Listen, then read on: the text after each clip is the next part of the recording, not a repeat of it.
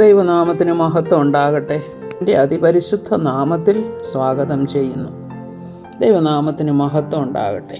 സ്തോത്രം. ഇന്നത്തെ നമ്മുടെ അല്പസമയത്തെ ധ്യാനത്തിനായിട്ട് എടുത്തിരിക്കുന്ന വാക്യം റോമാലേഖനം 12-ാം അധ്യായത്തിൻ്റെ 3-5 വാക്യങ്ങൾ ഇങ്ങനെ വായിക്കുന്നു. ഭാവിക്കേണ്ടതിന് മീതെ ഭാവിച്ചുയരാതെ ദൈവം അവനവന് വിശ്വാസത്തിൻ്റെ അളവ് പങ്കിട്ടതുപോലെ സുബോധമാകും വണ്ണം ഭാവിക്കണമെന്ന് ഞാൻ എനിക്ക് ലഭിച്ച കൃപയാൽ നിങ്ങളിൽ ഓരോരുത്തരോടും പറയുന്നു. ആകയാൽ നമുക്ക് ലഭിച്ച കൃപയ്ക്കൊത്തവണ്ണം വെവ്വേറെ വരമുള്ളതുകൊണ്ട് പ്രവചനമെങ്കിൽ വിശ്വാസത്തിനൊത്തവണ്ണം, ശുശ്രൂഷയെങ്കിൽ ശുശ്രൂഷയിൽ, ഉപദേശിക്കുന്നവനെങ്കിൽ ഉപദേശത്തിൽ, പ്രബോധിപ്പിക്കുന്നവനെങ്കിൽ പ്രബോധനത്തിൽ, ദാനം ചെയ്യുന്നവൻ ഏകാഗ്രതയോടെ, ഭരിക്കുന്നവൻ ഉത്സാഹത്തോടെ, കരുണ ചെയ്യുന്നവൻ പ്രസന്നതയോടെ ആകട്ടെ. ഇത് 6, 7, 8 വാക്യങ്ങളും കൂടെ ഉണ്ട് ഇതിൻ്റെ കൂടെ.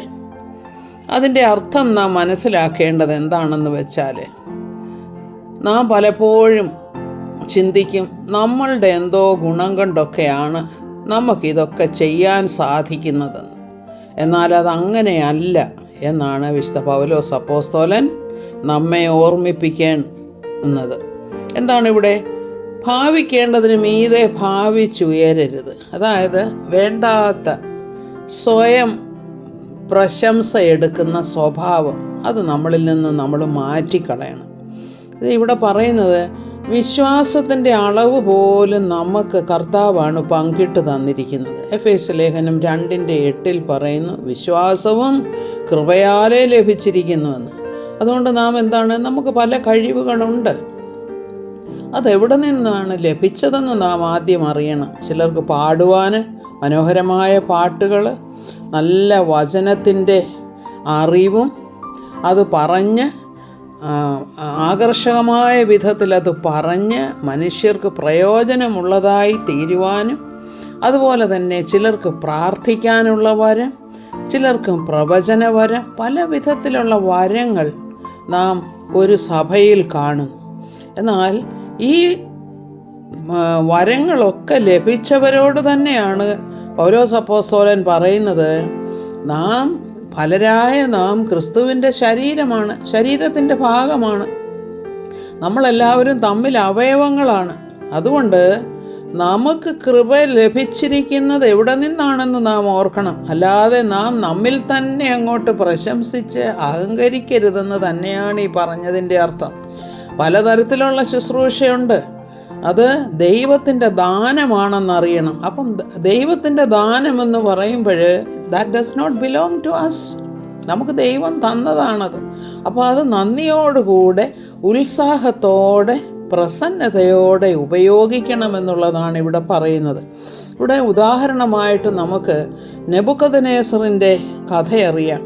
എന്താണ് അവിടെ സംഭവിച്ചത്? കഥയെന്ന് ഞാൻ പറയുമ്പോൾ അത് സംഭവിച്ചത് തന്നെയാണ്. എന്താണ് അവിടെ സംഭവിച്ചതെന്ന് വെച്ചാൽ, ബാബിലോണിൻ്റെ രാജാവായിട്ട് വാഴുന്ന, തൻ്റെ പ്രഭാവത്താൽ വലിയ ചക്രവർത്തിയായിട്ട് വാഴുന്ന സമയമാണത്. അദ്ദേഹം ഒരു സ്വപ്നം കണ്ടു.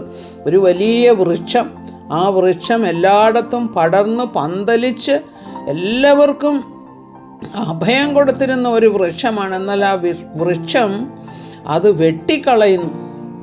എന്നിട്ടോ ആ തായ്തടി അവിടെ നിൽക്കുന്നു. കുറേ വർഷങ്ങൾക്ക് ശേഷം ആ തായ്തടിയിൽ നിന്ന് വീണ്ടും ഇലകൾ വരികയും ഫലം പുറപ്പെടുവിക്കുകയും ചെയ്യുന്നു. ദാനിയേൽ പ്രവാചകൻ എന്താണ് പറഞ്ഞു കൊടുക്കുന്നത്? മഹാരാജാവേ, അങ്ങ് തന്നെയാണ് ഈ വൃക്ഷം. അങ്ങ് എന്താണ് ചെയ്യേണ്ടത്? ഈ പ്രതാപമൊന്നും അങ്ങയുടേതാണെന്ന് അങ്ങ് ഒരിക്കലും വിചാരിക്കരുത്. ഇത് അത്യുന്നതൻ്റെ ദാനമാണെന്നോർക്കണം.